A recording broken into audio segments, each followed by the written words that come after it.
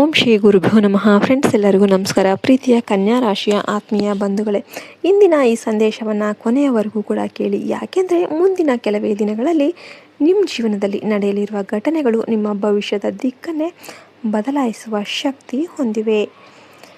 ನೀವು ಇನ್ನೂ ಕೂಡ ನಮ್ಮ ಚಾನಲ್ಗೆ ಸಬ್ಸ್ಕ್ರೈಬ್ ಮಾಡಿಲ್ಲ ಅಂದರೆ ಸಬ್ಸ್ಕ್ರೈಬ್ ಮಾಡಿ. ದಯವಿಟ್ಟು ವಿಡಿಯೋಗೆ ಒಂದು ಲೈಕ್ ಮಾಡಿ. ಸ್ಕಿಪ್ ಮಾಡದೆ ಕೊನೆಯವರೆಗೂ ನೋಡೋದ್ರಿಂದ ನಿಮಗೆ ಎಲ್ಲ ಮಾಹಿತಿ ಕೂಡ ಪಿನ್ ಟು ಪಿನ್ ಸಿಗುತ್ತೆ. ನೀವು ಈಗ ಅನುಭವಿಸುತ್ತಿರುವ ಕಷ್ಟಗಳು, ಮನಸ್ಸಿನ ನೋವು, ಹಣದ ಸಮಸ್ಯೆಗಳು ಮತ್ತು ಸಂಬಂಧಗಳ ಗೊಂದಲಗಳು ಯಾಕೆ ಬಂದವು ಎಂಬ ಪ್ರಶ್ನೆಗೆ ಇಂದು ಉತ್ತರ ಸಿಗಲಿದೆ. ಬಹಳ ದಿನಗಳಿಂದ ನಿಮ್ಮ ಹೃದಯದೊಳಗೆ ಮರೆಮಾಚಿಕೊಂಡಿರುವ ನೋವನ್ನು ದೇವರು ನೋಡಿದ್ದಾರೆ. ನಿಮ್ಮ ಕಣ್ಣೀರು ವ್ಯರ್ಥ ಆಗಿಲ್ಲ, ನಿಮ್ಮ ಮೌನದ ಹೋರಾಟ ವ್ಯರ್ಥ ಆಗಿಲ್ಲ. ಯಾಕೆಂದರೆ ಇದೀಗ ನಿಮ್ಮ ಸಮಯ ಆರಂಭ ಆಗ್ತಾ ಇದೆ. ಕನ್ಯಾ ರಾಶಿಯವರೇ, ನೀವು ಇತರರಿಗಾಗಿ ಬದುಕಿದವರು. ನಿಮ್ಮ ಕನಸುಗಳನ್ನು ಬದಿಗಿಟ್ಟು ಕುಟುಂಬಕ್ಕಾಗಿ, ಫ್ರೆಂಡ್ಸ್ಗಾಗಿ, ಸಂಬಂಧಿಕರಿಗಾಗಿ ತ್ಯಾಗ ಮಾಡಿದವರು. ಆದರೆ ನಿಮ್ಮ ಒಳ್ಳೆಯತನಕ್ಕೆ ಪ್ರತಿಯಾಗಿ ನೀವು ಪಡೆದಿದ್ದಾದರೂ ಏನು? ನಿರ್ಲಕ್ಷ್ಯ, ಅಪಮಾನ ಮತ್ತು ನಂಬಿಕೆ ದ್ರೋಹ. ನೀವು ಯಾರನ್ನಾದರೂ ನಂಬಿದಾಗ ಪೂರ್ಣ ಹೃದಯದಿಂದ ನಂಬ್ತೀರಾ. ಆದರೆ ಅದೇ ಜನ ನಿಮ್ಮ ಬೆನ್ನಿಗೆ ಚೂರಿ ಹಾಕಿದ ಸಂದರ್ಭಗಳನ್ನು ನೀವು ಮರೆತಿಲ್ಲ. ಹಲವಾರು ಬಾರಿ ನೀವು ಒಬ್ಬರೇ ಕುಳಿತು ಯೋಚನೆ ಮಾಡಿದ್ದೀರಿ, ನಾನು ಎಲ್ಲರಿಗೂ ಒಳ್ಳೆಯದನ್ನೇ ಮಾಡಿದೆ, ಆದರೆ ನನ್ನ ಜೀವನದಲ್ಲಿ ಮಾತ್ರ ಯಾಕೆ ಇಷ್ಟು ಕಷ್ಟ ಅಂತ. ಆದರೆ ಈಗ ಗ್ರಹಗಳ ಸ್ಥಿತಿ ಬದಲಾಗ್ತಾ ಇದೆ. ಅದೃಷ್ಟದ ಬಾಗಿಲು ನಿಧಾನವಾಗಿ ತೆರೀತಾ ಇದೆ. ನಿಮ್ಮ ಜೀವನದಲ್ಲಿ ನಿಂತು ಹೋಗಿದ್ದ ಅನೇಕ ಕಾರ್ಯಗಳು ಮತ್ತೆ ಚಲನೆಯನ್ನು ಪಡಿತಾ ಇದೆ. ಬಹಳ ದಿನಗಳಿಂದ ಕಾಯುತ್ತಿದ್ದ ಒಂದು ಸುದ್ದಿ ನಿಮ್ಮ ಮನಸ್ಸಿಗೆ ಸಂತೋಷ ತರುವ ಸಾಧ್ಯತೆ ಇದೆ. ಉದ್ಯೋಗದಲ್ಲಿರುವವರಿಗೆ ಹೊಸ ಅವಕಾಶಗಳು ಸಿಗಬಹುದು.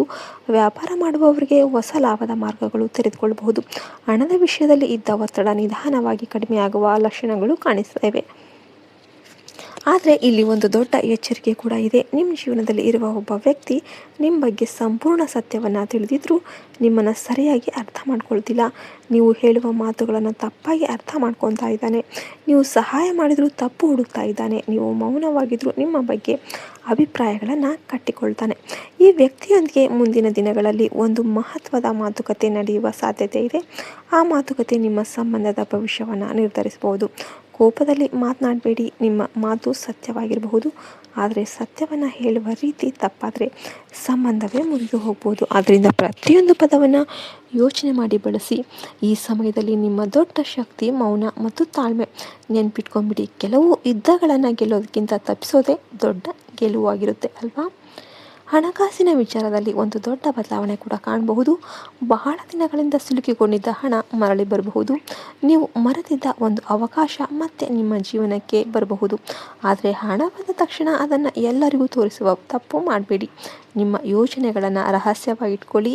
ಯಾಕೆಂದರೆ ನಿಮ್ಮ ಯಶಸ್ಸನ್ನು ನೋಡಿ ಸಂತೋಷ ಪಡುವವರಿಗಿಂತ ಅಸೂಯೆ ಪಡುವವರ ಸಂಖ್ಯೆ ಹೆಚ್ಚು ಇರಬಹುದು. ಕುಟುಂಬದ ವಿಷಯದಲ್ಲಿ ಸ್ವಲ್ಪ ಜಾಗ್ರತೆ ಅಗತ್ಯ.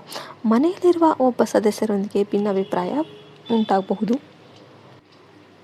ಆದರೆ ಅದು ಸಮಸ್ಯೆಯನ್ನು ತರೋದಿಲ್ಲ. ನೀವು ಶಾಂತವಾಗಿದ್ದರೆ ಪರಿಸ್ಥಿತಿ ನಿಮ್ಮ ಪರವಾಗಿರುತ್ತೆ. ಈ ಸಮಯದಲ್ಲಿ ಮನೆಯ ಹಿರಿಯರ ಸಲಹೆಯನ್ನು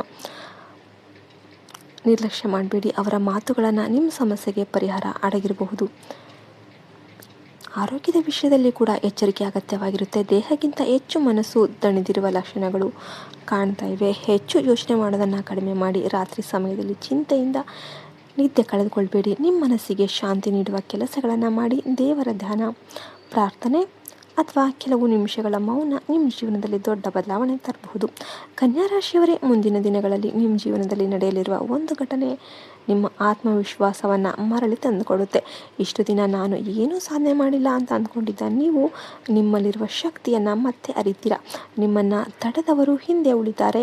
ನಿಮ್ಮನ್ನು ನಂಬದವರು ನಿಮ್ಮ ಯಶಸ್ಸನ್ನು ನೋಡಿ ಆಶ್ಚರ್ಯಪಡ್ತಾರೆ. ಈ ಸಮಯದಲ್ಲಿ ಪ್ರತಿದಿನ ಬೆಳಿಗ್ಗೆ ಗಣಪತಿ ದೇವರನ್ನು ಸ್ಮರಿಸಿ, ಬುಧವಾರದಂದು ದುರ್ವೆ ಅರ್ಪಿಸಿ ಪ್ರಾರ್ಥನೆ ಮಾಡಿ. ಸಾಧ್ಯವಾದರೆ ಬಡವರಿಗೆ ಅನ್ನದಾನ ಮಾಡಿ. ನಿಮ್ಮ ಕರ್ಮ ಬಲ ಹೆಚ್ಚಾದಂತೆ ನಿಮ್ಮ ಅದೃಷ್ಟ ಕೂಡ ಹೆಚ್ಚಾಗುತ್ತೆ. ಕೊನೆಯದಾಗಿ ಒಂದು ಮಾತು, ನೀವು ಈಗ ನಂಬುತ್ತಿರುವ ಕಷ್ಟಗಳು ನಿಮ್ಮ ಜೀವನದ ಅಂತ್ಯವಲ್ಲ, ಅವು ನಿಮ್ಮ ಹೊಸ ಆರಂಭದ ಮುನ್ನೋಟ ಮಾತ್ರ. ದೇವರು ನಿಮ್ಮನ್ನು ದೊಡ್ಡ ಯಶಸ್ಸಿಗೆ ಸಿದ್ಧಪಡಿಸ್ತಿದ್ದಾನೆ. ಆದ್ದರಿಂದ ಭಯಪಡಬೇಡಿ, ನಿರಾಶರಾಗಬೇಡಿ. ನಿಮ್ಮ ಸಮಯ ಬರ್ತಾ ಇದೆ.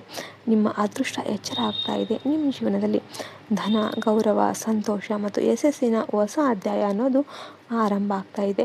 ಶ್ರೀ ಗಣೇಶನ ಕೃಪೆ ಸದಾ ನಿಮ್ಮ ಮೇಲಿರಲಿ. ಜೈ ಶ್ರೀ ಗಣೇಶ. ಜೈ ಜೈ ವರತ್ಮಾತೆ. ಹರಿ ಓಂ ತತ್ಸತ್. ಸರ್ವೇ ಜನ ಸುಖಿನೋ ಭವಂತು.